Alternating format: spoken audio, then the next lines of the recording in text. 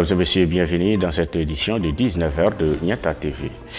Le Premier ministre Dr Choguel Kokala Maïga a reçu une délégation du Front Uni pour la sauvegarde de l'intégrité du Mali. La médiation internationale a tenu une réunion virtuelle dans le but d'accélérer la mise en œuvre de l'accord de paix.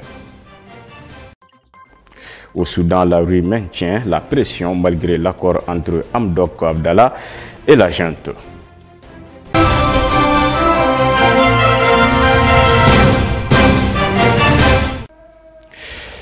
Le Front Uni pour la sauvegarde de l'intégrité du Mali a effectué une visite chez le Premier ministre chef du gouvernement, Dr Choguel Kokala Maïga. Ce mardi soir, à la primature Fizi Mali, est venu faire le compte rendu de sa première pétition au Premier ministre. À la date du 15 novembre 2021, 4 295 305 signatures ont été recueillies auprès des Maliens de 18 ans et plus de l'intérieur comme de l'extérieur, demandant la prolongation de la durée de la transition de 2 ans au minimum. Reportage Abdou Ouattara et Moussa Diallo.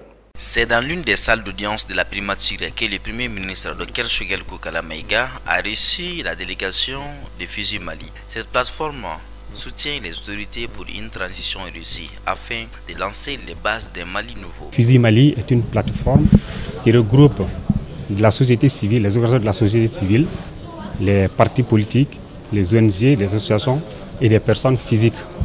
Donc c'est une plateforme qui a décidé de soutenir l'armée malienne, de défendre l'intégrité du Mali. Composé d'organisations de la société civile, des partis politiques et des personnes et ressources, Fizi Mali a lancé une pétition le 14 août 2021 et clôturé la première phase le 15 novembre 2021. De ce fait, plus de 4 millions de Maliens ont demandé la prolongation de la transition pour une durée de 2 ans. Pour aller au-delà des discours, nous avons désormais quelque chose de matériel qui est les signatures que nous avons collectées et recueillies en copie dure et en ligne. Et ces signatures aujourd'hui, depuis le 15 novembre passé, nous sommes à plus de 4 millions de signatures. Et la pétition avait été lancée le 14 août. Vous voyez, entre ce laps de temps, plus de 4 millions de signatures, ça veut dire que la majorité, une bonne partie des Maliens veulent le report des élections et la prolongation de la durée de la transition. Et ce résultat, c'était important pour nous de faire le compte rendu au Premier ministre. L'occasion était bonne pour Fizi Mali de demander l'accompagnement du gouvernement pour une conférence de presse sur les résultats de leurs pétitions et leurs activités. Nous prévoyons d'organiser une conférence de presse dans les très prochains jours. Et au cours de cette conférence de presse, nous allons étayer la lanterne de tous nos compatriotes, à l'intérieur et à l'extérieur, de toute la communauté internationale, de tous les partenaires du Mali, qu'ils comprennent que la prolongation de la durée de la transition n'est pas quelque chose qui vient seulement des gouvernants. C'est une volonté manifeste des Maliens et au profond du pays. Le Premier ministre Dr Choguel Kokala Maïga a félicité la délégation de Fizi Mali. Selon lui, la lutte contre l'insécurité, la corruption et la création d'un organe unique de gestion des élections sont des facteurs importants avant la tenue des élections. Vous êtes dans le concret. Vous êtes un groupe d'hommes et de femmes qui se sont retrouvés. Vous êtes allés vers les populations dans les pays profonds. Or, c'est là-bas qu'il y a le peuple, en vérité. Le peuple malien, dans son écrasante majorité, elle n'est pas dans les villes. Donc, le fait d'aller à l'intérieur du pays recueillir les sentiments des Maliens, je pense que ça fait la différence entre vous et beaucoup d'organisations. La deuxième chose, c'est vous dire que l'équipe actuelle qui dirige le Mali n'a pas d'autre objectif que de restituer au Mali leur dignité, leur honneur et, je dis souvent même, leur souveraineté.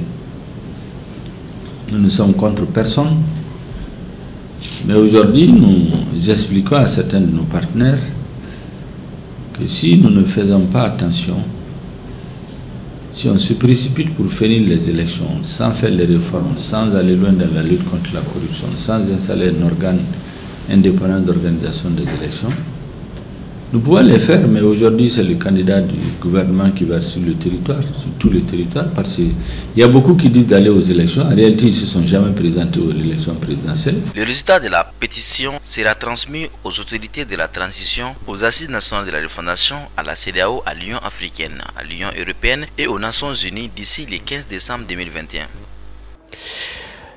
La médiation internationale a tenu une réunion virtuelle qui s'inscrit dans le cadre de son appui aux efforts de paix au Mali. Elle a pour but d'accélérer le processus de mise en œuvre de l'accord de paix. La rencontre s'est tenue sous la présidence de l'ambassadeur représentant de l'Algérie, Aïssata Touré. Au cours de la réunion, les membres de la médiation internationale ont réaffirmé l'importance cruciale que revêt l'accélération de la mise en œuvre de l'accord pour la paix et la réconciliation issu du processus d'Alger pour la stabilisation durable du Mali. Dans ce contexte, ils ont réitéré leur détermination à jouer pleinement leur rôle, y compris le cas échéant, l'exercice du pouvoir d'arbitrage dévolu à la médiation internationale. À ce titre, souligne le communiqué, les membres de la médiation internationale se sont réjouis de l'initiative prise par l'Algérie d'accueillir du 22 au 24 octobre 2021 à Alger une délégation malienne composée du ministre en charge de la réconciliation et de la cohésion nationale, le colonel-major Ismaël Ouagué, ainsi que les représentants des mouvements signataires de l'accord de paix à l'effet de les aider à aplanir toutes les difficultés et lever les obstacles entravant la mise en œuvre totale, équilibrée et consensuelle de l'accord. Par ailleurs, les membres de la médiation internationale ont rappelé qu'à l'occasion de la 45e réunion du comité de suivi de l'accord CSA, tenue à Bamako le 5 octobre 2021, et outre l'offre concrète et très encourageante faite par le gouvernement, notamment en ce qui concerne les quotas des ex-combattants des mouvements concernés par le désarmement, démobilisation et réinsertion DDR global, le ministre Ouagué avait annoncé la tenue dans les 15 jours suivants la réunion de niveau décisionnel pour discuter de l'ensemble des questions devant aider à lever les entraves et aller de l'avant dans la mise en œuvre de l'accord. Les membres de la médiation internationale ont formé l'espoir que cette réunion se tienne aussi rapidement que possible pour convenir à la marche à suivre pour la réalisation du DDR global. Ils ont encouragé les parties à s'engager dans ces discussions de manière constructive et sincère sur la base de l'offre concrète faite par le gouvernement en vue de l'intégration de 13 000 ex-combattants en 2021 et de 13 000 autres dans les 2 à 3 années à venir, indique le communiqué. Enfin, ils ont convenu, dans le prolongement de leur réunion virtuelle, d'entreprendre des démarches auprès des parties maliennes pour les encourager à imprimer une dynamique renforcée à la mise en œuvre de l'accord et marquer la disponibilité de la médiation à les accompagner et à appuyer de toute manière possible. Au moins une personne est tuée tous les 3 jours sur les routes. C'est ce qui ressort du rapport de 2020 de la Direction de la régulation de la circulation et des transports urbains. Dans le document, il est écrit que Bamako a enregistré 2653 accidents corporels sur les voies publiques. Abdou Ouattara. En 2020, le district de Bamako a enregistré 2653 accidents de la circulation, soit 973 cas de moins qu'en 2019. Ces données sont issues du rapport de la Direction de la régulation de la circulation et des transports urbains. Toutefois, le nombre total d'accidents et celui des blessés ont connu une baisse de 26,83%. Dans le document, on note aussi une augmentation de la gravité de 77,08% en 2020 contre 48,31% en 2019. Il ressort des propos du maire du district de Bamako, Adama Sangaré, relayé dans les rapports que les chiffres des accidents corporels en 2020 sont en baisse de 26,83% et 20 vies ont été épargnées par rapport à l'année précédente. Ces accidents sont dus à la forte croissance démographique, à l'urbanisation galopante et l'accroissement de la motorisation en ville. S'y ajoutent les mauvais comportements dans la circulation, le vieillissement du parc automobile, la désuétude des réseaux routiers et le manque de qualité des services d'urgence dans les établissements hospitaliers. Sur la même période, 3445 collisions ont eu lieu tout type d'engins confondus. Les mois de janvier et février passés ont été les plus accidentogènes, avec respectivement 267 et 276 cas. Ces accidents surviennent le plus souvent dans l'après-midi entre 12h et 18h. La sécurité routière doit être l'affaire de tous les usagers. Les documents indiquent que les engins à 2 roues constituent la principale source des accidents routiers avec 1750 cas, soit 50,79 des chocs. Une centaine de conducteurs de 2 roues ont chuté tout seuls. À l'origine de ces accidents dramatiques de la circulation, on retrouve le non-respect d'aucune règle élémentaire de sécurité. L'imprudence, un problème de comportement lors de la conduite impliquant en majorité les jeunes de 26 à 35 ans. Selon les rapports de la Direction de la régulation de la circulation et des transports urbains, les hommes sont les plus concernés par les accidents de la route, s'exposant à des risques en enfreignant facilement les règles. 2939 hommes ont été victimes contre 397 femmes, plus souvent victimes en tant que passagères ou piétonnes. La sécurité routière reste l'affaire de tous. Pour pallier les problèmes liés à l'insécurité routière de façon pragmatique, les actions sont envisageables comme la multiplication de la sensibilisation de la communication sur les risques d'accidents mortels sur nos routes, la protection des plus vulnérables par l'amélioration de la sécurité des piétons dans les voies urbaines, la lutte contre les infractions graves, la sécurisation des infrastructures et l'application du code de la route sont autant de mesures de prévention envisagées par la mairie du district de Bamako et ses partenaires pour réduire la gravité et les dégâts, cela afin de garantir la sécurité de nos concitoyens sur les voies publiques. Ce mardi 30 novembre 2021, l'Office central des stupéfiants a procédé à l'incinération des produits toxiques dans la commune de Dio.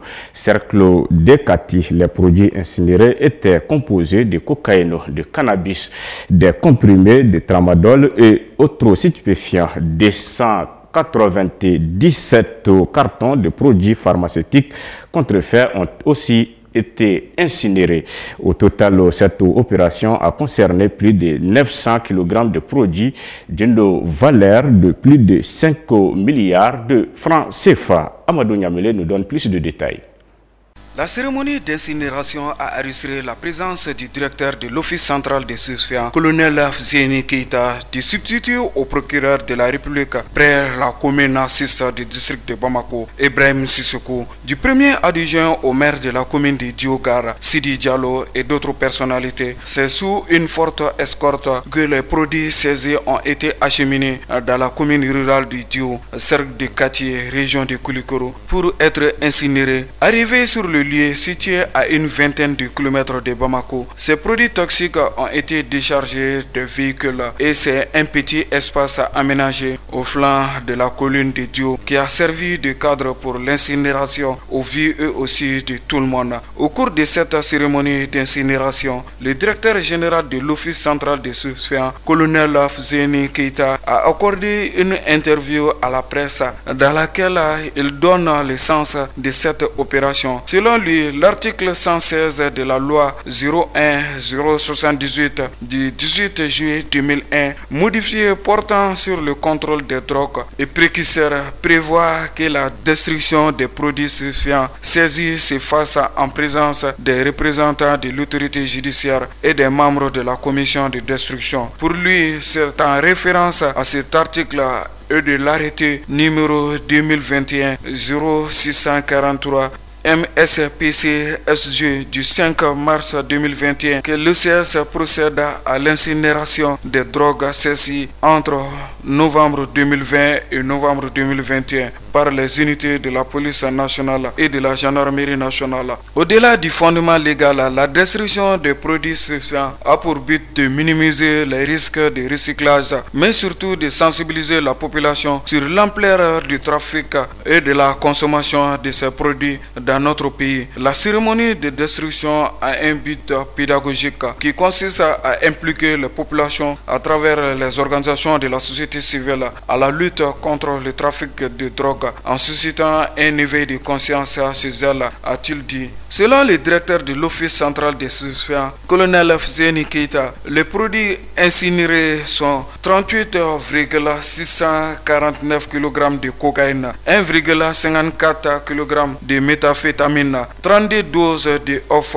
et crack, 5513 briques et 277,83 kg de cannabis, 195 kg de OG couche, 9370 briques et 400 kg de hashish, 2160 comprimés de tramadol, 297 cartons de produits pharmaceutiques équivalent à des centaines de kilogrammes de produits pharmaceutiques contrefaits. La quantité de produits saisis ont une valeur marchande de plus de 5 milliards de francs CFA, a déclaré le directeur de l'OCS. Pour sa part, le premier maire adjoint de la commune de Diogara, Sidi Diallo, a souhaité la construction d'un lieu adéquat pour l'incinération. Cela permettra, a-t-il dit, de protéger la population contre les effets nocifs de l'opération d'incinération.